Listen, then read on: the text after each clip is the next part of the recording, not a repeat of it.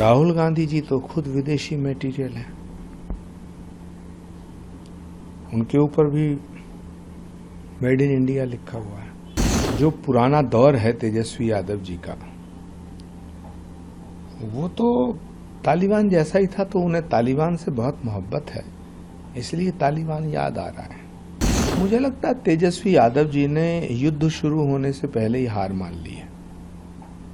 उन्हें लगने लगा है कि बिहार में नरेंद्र मोदी जी के नाम पर एक बार फिर भाजपा की, एनडीए की प्रचंड जीत होगी। वो सोच रहे हैं कि ये वोटर लिस्ट, चुनाव आयोग और इसका पहले से ही जुगाड़ करके रखें, ताकि हार की जिम्मेदारी खुद उन पर ना आए।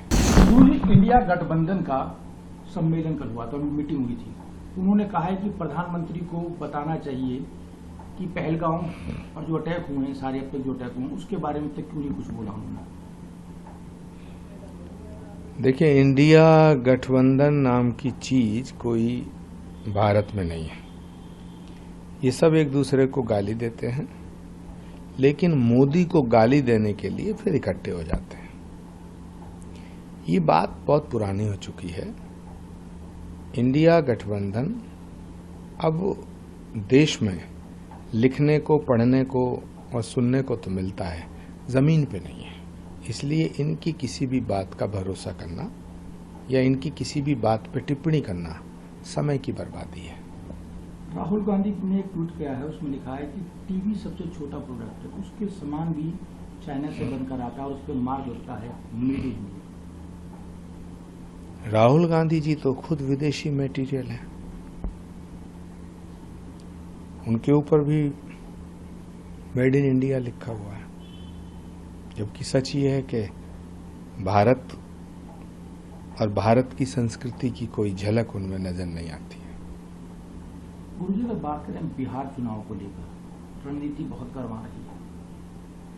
तेजस्वी यादव कुछ कहते हैं, राहुल गांधी कुछ कहते हैं। तेजस्वी ने भी कहा है कि बिहार में जंगल राज हो गया, तालिबानी रूल हो रहा है, उसका रोज हत्या हो रही। देखिए, तेजस्वी यादव खुद ही तालिबान के समर्थक हैं। जो पुराना दौर है तेजस्वी यादव जी का, वो तो तालिबान जैसा ही था, तो उन्हें तालिबान से बहुत मोहब्बत है, इसलिए तालिबान याद आ रहा है। बिहार में हत्या होना या देश में कहीं भी हत्या होना ये अपराध है, और नीतीश जी को चाहिए कि बिहार की कानून व्यवस्था को ठीक करें। ये बात अलग है, लेकिन सूप बोले तो बोले, चलनी बोले जिसमें 72 छेद, ये बात गले नहीं उतरती कि तेजस्वी यादव कानून व्यवस्था की बात करें। तेजस्वी यादव कहते हैं बिहार में वोटर लिस्ट में से उनके जो पार्टी के लोग हैं, जो उनके वोटर्स हैं, उनका नाम काटा जा रहा है। राहुल गांधी इस बात का समर्थन करते हैं कि हाँ जी, इतने लिस्ट में हेरफेर हुई है, दोबारा रिकाउंटिंग की बात। मुझे लगता है तेजस्वी यादव जी ने युद्ध शुरू होने से पहले ही हार मान ली है। उन्हें लगने लगा है कि बिहार में नरेंद्र मोदी जी के नाम पर एक बार फिर भाजपा की, एनडीए की प्रचंड जीत होगी। इसलिए हारने के बाद में क्या बहाना बनाया जाएगा, तो वो सोच रहे हैं कि ये वोटर लिस्ट, चुनाव आयोग और इसका पहले से ही जुगाड़ करके रखें, ताकि हार की जिम्मेदारी खुद उन पर ना आए।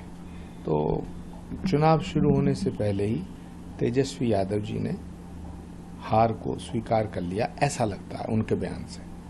वही महाराष्ट्र में हिंदी और मराठी को लेकर बड़ा बवाल हो रहा है। निशिकांत दुबे ने कहा है कि बिहार और यूपी आकर देखें, पता लगेगा। हिंदी और मराठी पे बयान देने वालों को ये सोचना चाहिए कि दोनों की जो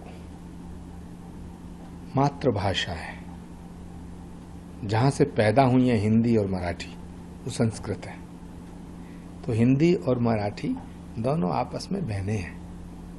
अगर हिंदी माँ है तो मराठी मौसी है, मराठी माँ है तो हिंदी मौसी है। तो जो नेता अपने राजनीतिक स्वार्थ में इस तरह की बयानबाजी कर रहे हैं, उन्हें भारत की संस्कृति का और इस भारत की मिट्टी का मान रखना चाहिए। समाजवादी पार्टी के नेता अखिलेश यादव कहते हैं कि कावड़ यात्रा को लेकर कई सवाल खड़े करें, हिंसा की बात कही उन्होंने। अखिलेश यादव जी तो चाहते हैं कांवड़ की यात्रा बैन हो जाए। अखिलेश यादव जी तो ये भी उनका सपना है कि जब वो अगर उनकी कभी सरकार बनी तो राम मंदिर के फैसले को भी रिव्यू किया जाए, श्री कल्की धाम के शिलान्यास का भी रिव्यू किया जाए। अखिलेश यादव जी बहुत अच्छे नेता हैं, बहुत अच्छे परिवार के सदस्य हैं, लेकिन राहुल गांधी जी की और वामपंथियों की संगत में आकर के हिंदू विरोधी होते जा रहे हैं। तो मैं भगवान से प्रार्थना करता हूं सावन के महीने में कि अखिलेश यादव जी भी किसी एक सोमवार को जलाभिषेक जरूर करें।